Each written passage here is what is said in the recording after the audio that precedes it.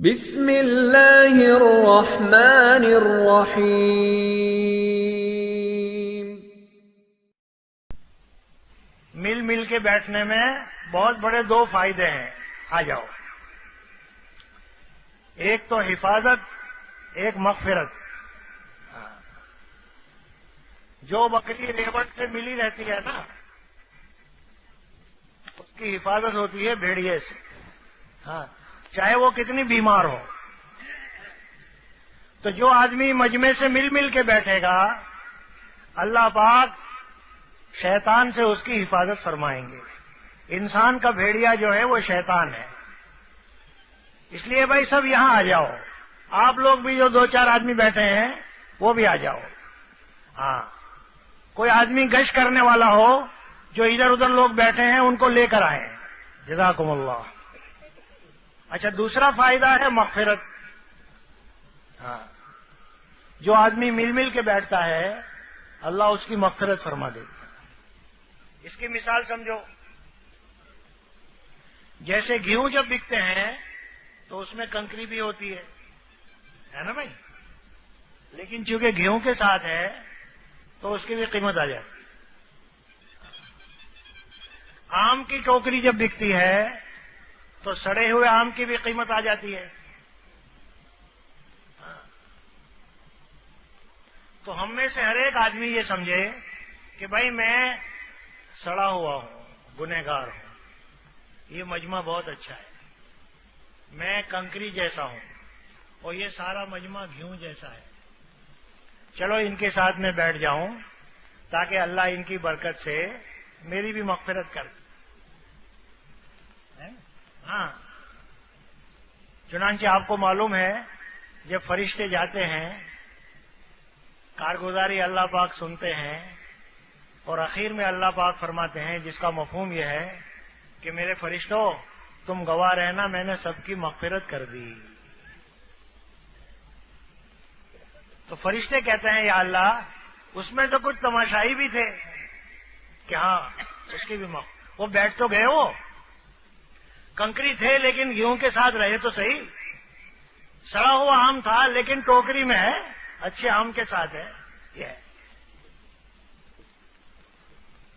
تو آپ نیت کر لو انشاءاللہ موت تک، کہو جہاں دین کی مجلس ہو بیچ میں آ کے بیٹھ جاوے، مل مل کے بیٹھ جاوے، تو دو بڑے بڑے فائدے ہوں گے، حفاظت اور ایک مرتبہ میں دلی میں اجتماع تھا تو یہی بیان کر رہا تھا، تو ایک آدمی سڑک پہ سے جا رہا تھا، اس نے یہ سنا کہ بھائی کنکری گیہوں کے ساتھ ہو اس کی بھی، تو وہ آ کے بیٹھ گیا کہ چلو بھائی میں بھی گنہگار ہوں۔ اچھا، پھر اس نے 3 دن لکھائے، پھر چلہ لکھایا، پھر 3 چلے لکھائے، اور ایک مرتبہ ڈھاکے میں مجھ سے کہنے لگا کہ مول صاحب مجھے پہچانتے ہو؟ میں نے کہا نہیں۔ کہتے ہیں ایک مرتبہ تم دلی میں یہ کہہ رہے تھے کہ کنکری جب گیہوں کے ساتھ ہو تو اس کی بھی قیمت آ جاتی ہے، بکری جب ریوڑ کے ساتھ ہو تو اس کی حفاظت ہوتی ہے، اور پھر تم نے یہ سنایا تھا کہ اللہ تعالیٰ نے سب کی مغفرت کر دی۔ تو کہتے ہیں میں تو سڑک پہ سے جا رہا تھا، بیٹھ گیا، تو اللہ نے واقعی مجھے قبول کر لیا، اب میں الحمدللہ 3 چلے دے کے جا رہا ہوں۔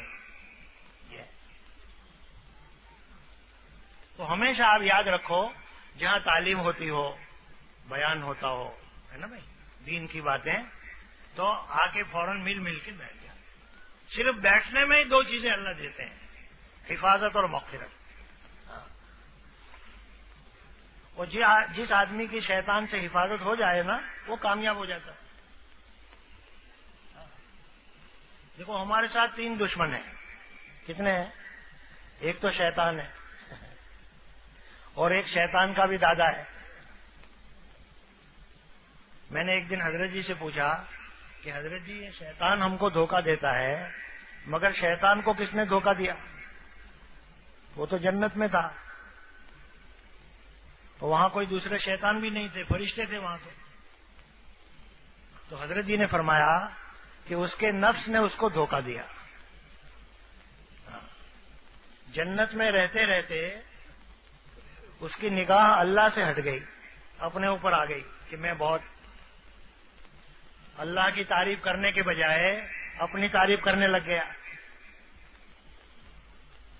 اور اللہ کا حکم پورا کرنے کے بجائے ٹھکرا دیا, اور حضرت آدم علیہ السلام کا اکرام کرنے کے بجائے بے اکرامی کرنے لگ گیا, سجدہ نہیں کیا. اچھا, اللہ تعالیٰ نے پوچھا بھی کہ تو نے سجدہ کیوں نہیں کیا؟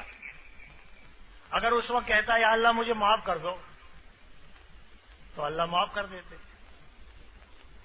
لیکن معافی نہیں مانگی, وکیل بنا کہ میں نے سجدہ اس لیے نہیں کیا کہ انا خیر منہ, میں اس سے بڑھیا ہوں, میں اس سے بولو.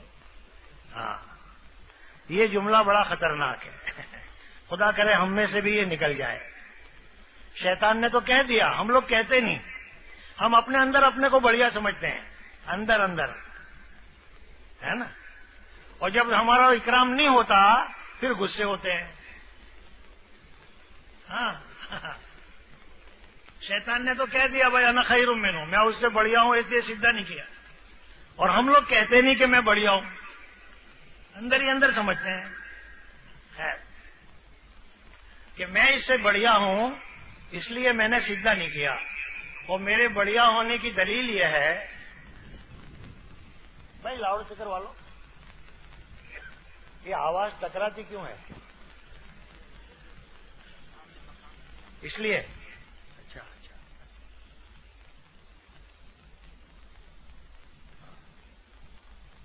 کہ میرے بڑھیا ہونے کی دلیل یہ ہے, خلقتنی من نار وخلقتہ